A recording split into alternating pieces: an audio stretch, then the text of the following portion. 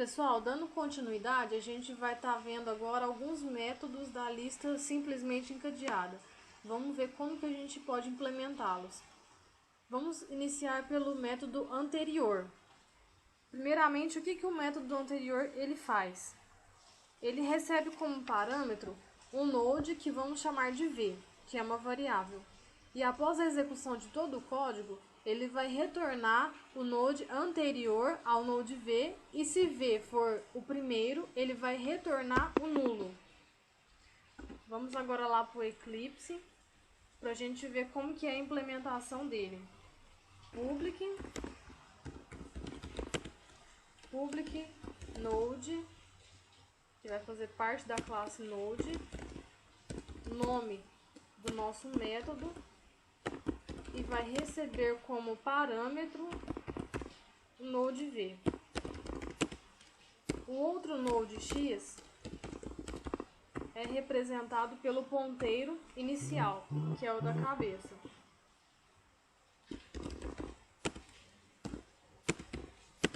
O outro node w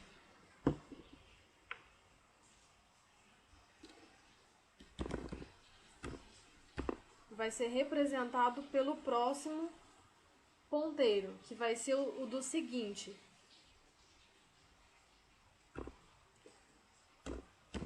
Entramos então numa condição y que vai comparar se w é diferente de v.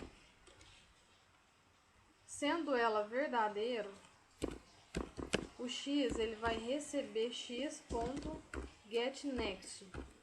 e o w da mesma forma. Por quê? Porque esses dois ponteiros vão andar a lista até que essa condição seja falsa. Ela sendo falsa, ela vai passar para a parte de baixo, que é retornar o node anterior a v, que é o que a gente já tinha falado antes. Vamos deixar esse aqui mais embaixo para ter espaço para os outros. Passando agora para o segundo método, que é o método deletar. Nesse método existem três possibilidades de remover um elemento da lista. O primeiro caso é quando o elemento está no início da lista. O novo valor da lista deve passar a ser o ponteiro para o segundo elemento. Ou seja, quando a lista estava normal, o primeiro elemento ele vai ser removido. Então, aquele que estava no segundo nó, ele vai passar a ser o primeiro. E o espaço alocado para o elemento que será retirado deve ser liberado.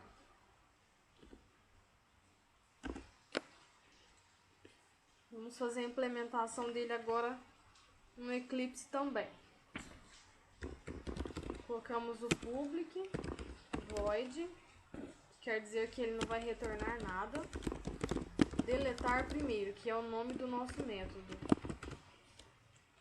É sempre importante colocar um nome sugestivo para não ter confusão depois.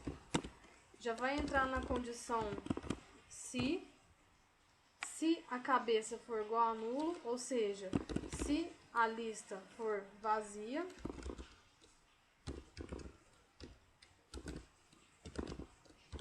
ele vai mostrar uma mensagem: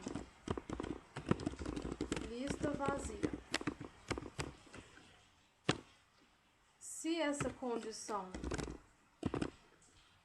não for a verdadeira, ele vai passar para a próxima, onde um node P, chamaremos de P, ele vai receber o primeiro ponteiro da cabeça. E para a gente poder percorrer a lista, o P ele vai receber p.getNext, que é quando ele passa de um nó, passa a apontar de um nó para o outro nó. Sendo assim, para a gente poder deletar o primeiro, o head recebe a variável p e o size é decrementado. Nesse caso aqui, o head recebe P, é quando o P ele vai ser deletado, então ele precisa de alguém apontando para ele. É nesse caso onde ele vai ser deletado e por isso é que ele vai andar para o próximo nó para que o primeiro possa ser removido. E aí onde o size vai ser decrementado.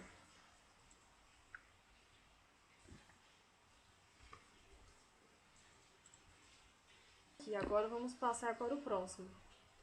Quando o elemento está no meio da lista, que é o segundo caso, o elemento anterior a ele deve apontar para o elemento seguinte, e o espaço alocado para o elemento que será retirado deve ser liberado. Já vamos também resolver a terceira possibilidade, que é quando o elemento está no final da lista. Ele pode ser utilizado com o mesmo método de quando ele está no meio da lista. Vamos trabalhar isso aí agora no Eclipse.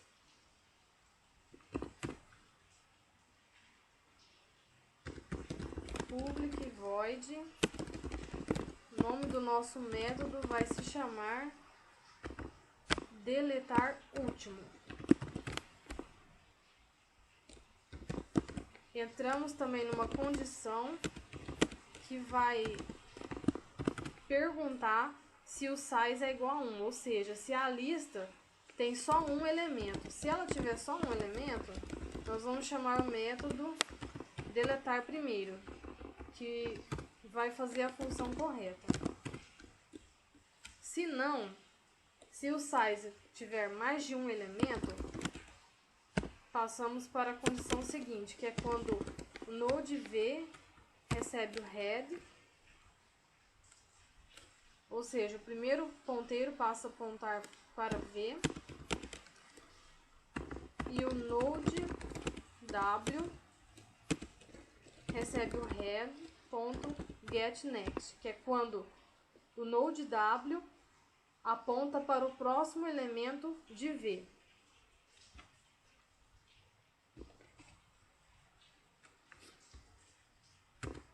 Sendo assim, a gente passa para a condição while, que vai fazer a comparação.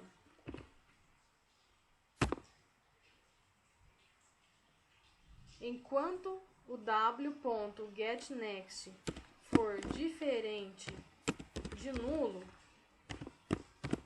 ou seja, enquanto o próximo ponteiro a w for diferente de nulo, não chegar a nulo, o v vai estar andando com o ponteiro, percorrendo a lista. E da mesma forma, o w, percorrendo a lista, ambos. Feito essa condição do enquanto, e quando ela for não satisfazer mais essa condição, nós vamos para fora, vamos pular.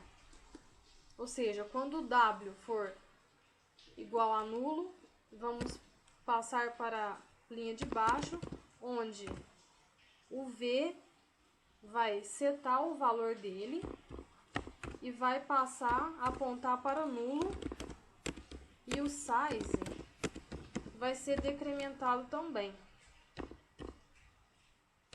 Dessa forma.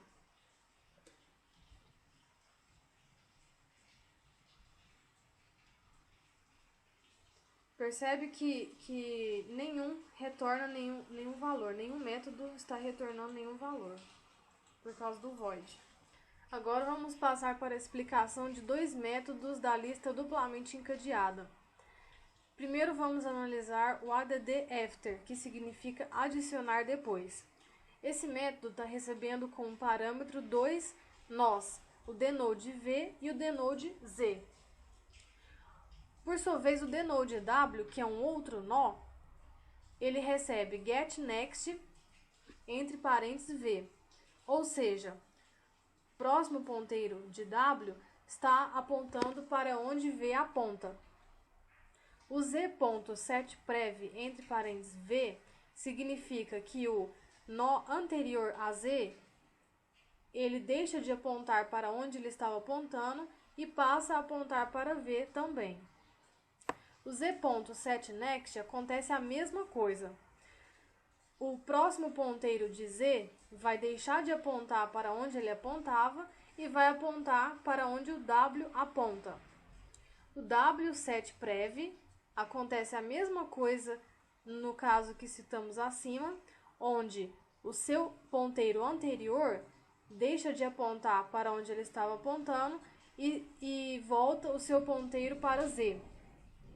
E o v.setNext vai setar o seu próximo ponteiro e vai passar a apontar para onde o z aponta. E para terminar o código, o size é incrementado, ou seja, o tamanho da lista é incrementado. O próximo método que a gente vai estar analisando aqui é o addFirst, que significa adicionar primeiro. Esse método recebe como parâmetro o dNode v, que por sua vez ele vai chamar o addAfter para ser executado e vai receber ali como parâmetro o header e o v, que é o dNode. Então é isso aí, pessoal. Espero que vocês tenham gostado, entendido e até mais.